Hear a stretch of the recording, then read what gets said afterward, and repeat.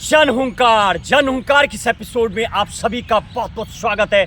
मैं हूं महेश बहुगुणा, आप देख रहे जन हुंकार एपिसोड। आज के जन हुंकार एपिसोड में यूजीसी के बने 2026 के नए नियम और सुप्रीम कोर्ट ने लगा इस पर बैन।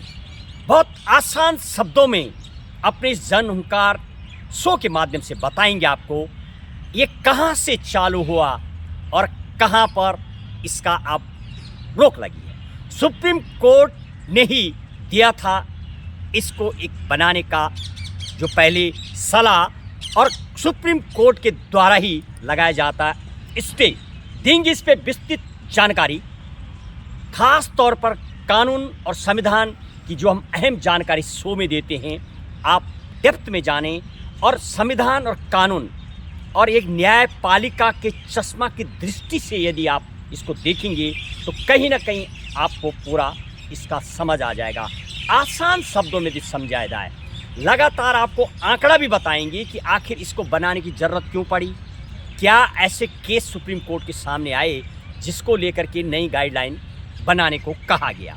कुछ अहम केस 2025 और 26 में भी सुनाई दिए, उनका भी करेंगे जिक्र। यदि खास तौर पर एक पूर्व में अभी 2025 में आईआईटी दिल्ली में 2 की आत्महत्या जो स्टूडेंट की हो जाती है, उस मामले की सुनवाई करते हुए सुप्रीम कोर्ट ने एक टास्क फोर्स बनाने की और एक टास्क फोर्स कमेटी बनाने की सलाह दी थी उस मामले को लेकर के भी। और पूर्व में अनेकों ने, यदि आप इसके पूर्व में बैकग्राउंड पर जाएंगे तो आपको एक डॉक्टरेट हैदराबाद का जो रोहित बमुला का मामला है उसके सुसाइड के बाद, और साथ ही एक डॉक्टर पायल टाडवी के द्वारा जो आत्महत्या की गई थी, इनकी घर वाले यानी माताएं जब सुप्रीम कोर्ट में पहुंची तो उन्होंने इसको एक जातिगत बताते हुए जब सुप्रीम कोर्ट के सामने बातें रखी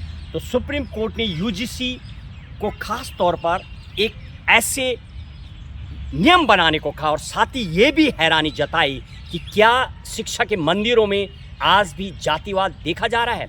हैरानी जताते हुए सुप्रीम कोर्ट ने गाइडलाइन बनाने को कहा, हालांकि 2012 में भी गाइड बनी हुई है। और अभी जो आपको देखने को मिल रहा है कहीं ना कहीं क्या पॉलिटिकल है, क्या इसमें वास्तविक पॉलिटिकल का ये एक नियम है, ये कोई कानून नहीं है, ये कोई यानी जो कानून बनने की प्रक्रिया है, राज्यसभा लोकसभा और फिर राष्ट्रपति साइन करते हैं। संविधान संशोधन आर्टिकल 368 के अधीन एक जब कभी संविधान संशोधन किया जाता है उसके तहत बनता है, और यानी राज्यसभा लोकसभा और राष्ट्रपति साइन के बाद ये 3 जो कानून की प्रक्रिया बनाते हैं उस माध्यम से कानून बनता है। ये कोई वहाँ से बना नियम नहीं है। अब थोड़ा और आपको और विस्तृत देंगे इस जन हुंकार एपिसोड में आपको जानकारी। ये एक नियम है यूजीसी का जो एक प्रोटेक्शन की बातें की गई थी, और अभी 2025 में आईआईटी की 2 जिनके द्वारा आत्महत्या की गई उस केस की सुनवाई के बाद भी सुप्रीम कोर्ट ने एक कमेटी और टास्क फोर्स बनाने की बातें की। और उसी के मद्देनज़र रखते हुए जब आप को बता दूं, इस आखिर सरकारों को इसमें दोष क्यों दिया जा रहा है, या रूलिंग पार्टी हो या जो अपोजिट लीडर्स हैं। आखिर सबसे पहले आपको बता दूं, संविधान और कानून की आपको पूर्ण यदि जानकारी आपको लेनी है तो आपको बैकअप में जाना होगा। एक और डाटा बताएंगे आपको, यानी 15 से 29 साल के 2022 में 13,000 के लगभग लोगों ने आत्महत्या की।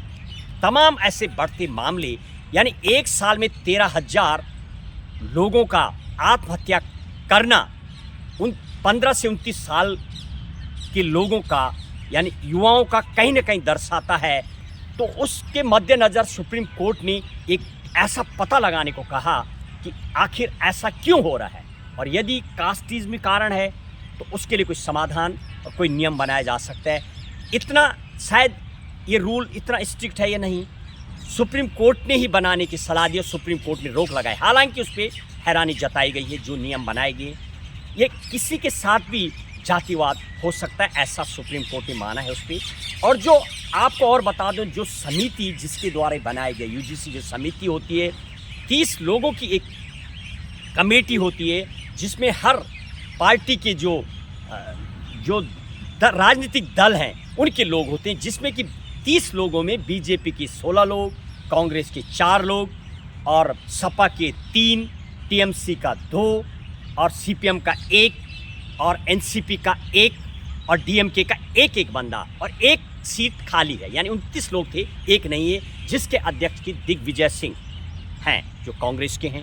तो कहीं ना कहीं उनका भी इसमें रोल होता है, इसमें जब ये नियम बनाए जाते हैं। तमाम को शायद आड़े हाथों लेते हुए सुप्रीम कोर्ट ने नियम बनाने की समिति को ये तक कहा, आखिर देश पहले ही अनेक जातियों में बांटा हुआ है और शायद अब इस पे फिलहाल तो स्टे लगा है, आगे इस पे फिर सुनवाई होगी जब दोबारा नियम बन के आएगा। ये कोई संविधान से बना कानून नहीं है, ये सिर्फ यूजीसी को जब लगातार मामले बढ़ते गए आत्महत्या के, उनको देखते हुए सुप्रीम कोर्ट ने नियम बनाने को कहा था और पूरे देश में मानो पूरे उभान पर मामला सामने आने लगा और लगातार। लेकिन जब से सुप्रीम कोर्ट सुपरमैसी जब अपना संविधान के द्वारा दी गई शक्ति 142 का इस्तेमाल करती है तो सुप्रीम कोर्ट लगाती उस पर लगाम और उस शक्ति का इस्तेमाल करके फैसला देती है और वही किया गया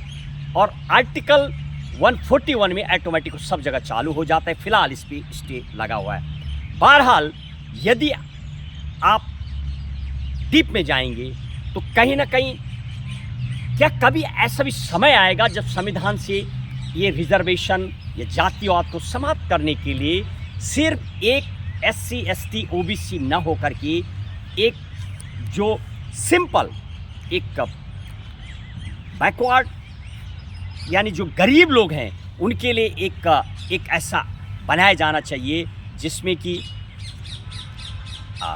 रोक लगे और इसके लिए सिर्फ एक EWS इकोनॉमिकल वीक सेक्शन बनाया जाना चाहिए। ऑटोमेटिकली कास्टिज्म देश में देखने को नहीं मिलेगा, कास्टिज्म पर पूरा बैन लग जाएगा। सिर्फ EWS हो, चाहे राशन कार्ड हो, चाहे रिजर्वेशन हो या कोई स्कॉलरशिप हो, हर तरीके के लिए सिर्फ एक EWS का इस्तेमाल यदि हो और भाग 20 आर्टिकल 368 से संविधान संशोधन करके एक बिल लाया जाना चाहिए जिसमें ये देखने को मिले और ये एक नया कानून बने तो कहीं ना कहीं जातिवाद ऑटोमेटिक देश में समाप्त हो जाएगा। आज के जनहुंकार एपिसोड में इतना ही। जय हिंद, जय भारत।